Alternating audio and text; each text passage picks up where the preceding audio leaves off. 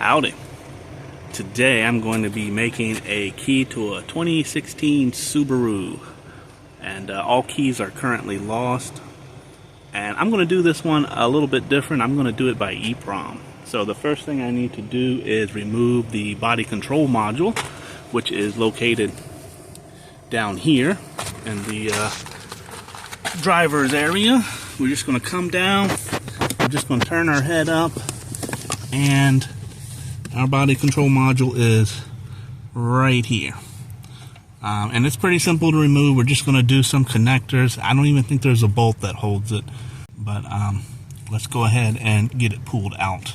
Alright, so we're going to try to get it filmed here. First thing, we're going to remove this little connector here, whatever that thing is. Now I'm just going to start unhooking all the connectors.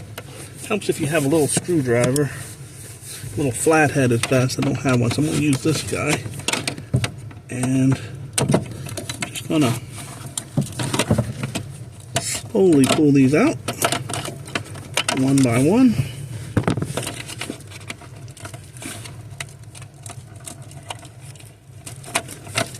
I think there's 4 or 5. Can't really see in there right now because I don't have my head all the way under.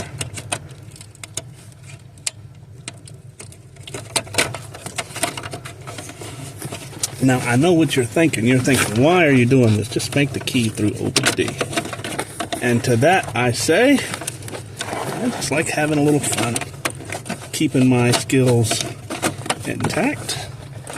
This is a 2016 Crosstrek, by the way, so it should be pretty easy.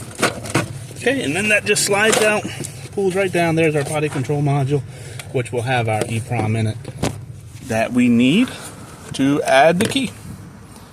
Alright, so that's how you remove the body control module. And this is, like I said, a 2016 Crosstrek, but this works on most all Subaru. That's basically where the body control module is always at.